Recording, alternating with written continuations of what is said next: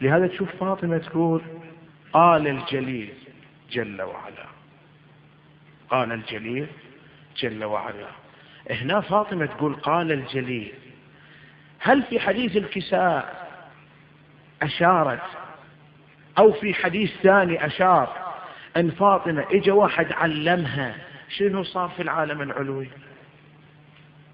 وشنو حدث في العالم العلوي؟ ماكو واحد علمها.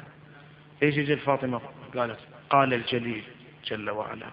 ايش مدريها تقول قال الجليل؟ هذا عبث جايب الكلام هذا؟ مو عبث أبدا، ما تسوي شيء عبث. فإذا قالت قال الجليل، فاطمة عالمة بما قال الجليل وحاضرة عند جبرائيل وسامعة شنو صار الحوار بين جبرائيل وبين الجليل جل وعلا. حتى لو سلمنا أنها تروى الرواية عن رسول الله أو مثلا أخبرها رسول الله شنو صار في العالم العلوي، ماكو بها إشكال، هي ورسول الله شيء واحد، روحي التي بين جنبي. إذا كانت ما قال نص روح ولا قال ربع روح ولا قال 60% ولا 80%، قال روحي كلها. مرة يقول بضعة مني ومرة يقول روحي التي بين جنبي. فيعني هي تمثل الرسول صلى الله عليه وآله وسلم، مع أن في يقيننا واعتقادنا إن حاشا للذات القدسية أنها تخاطب جبرائيل.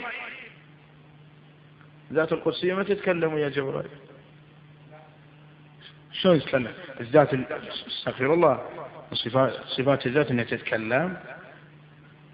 هذا اصلا الطلب مردود والطريق مسدود، لا تدركه الابصار وهو يدرك الابصار، مستحيل. اذا جبرائيل كان يتخاطب مع من؟ هنا ان قلنا انه يتخاطب مع الذات مشكل، وان قلنا يتخاطب ويا روحه هم مشكل، لان صارت مخاطبه. إذا هناك عظمات تخاطب معها جبرائيل.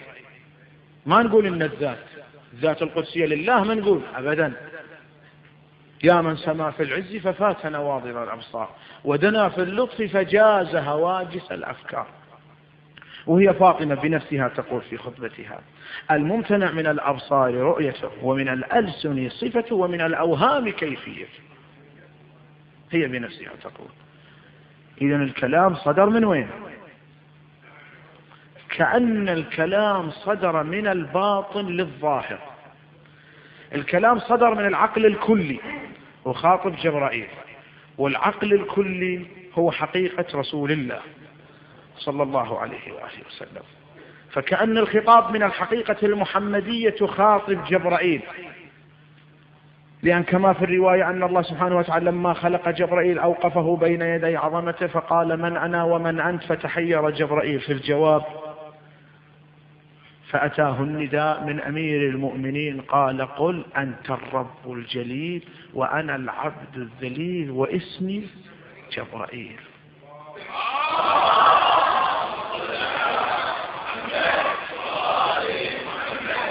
فالذات القدسية ما تتكلم، استغفر الله.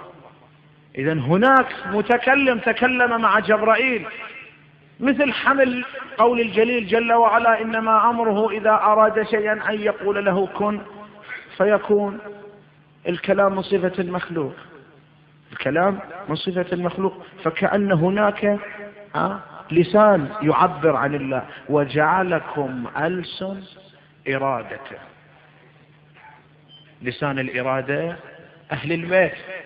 فكأن الحقيقة المحمدية هي التي تكلمت مع جبرائيل، وجبرائيل صارت بينه وبينهم محاورة. ومن تحت الكساء هم أهل بيت النبوة ومعدن الرسالة هم فاطمة.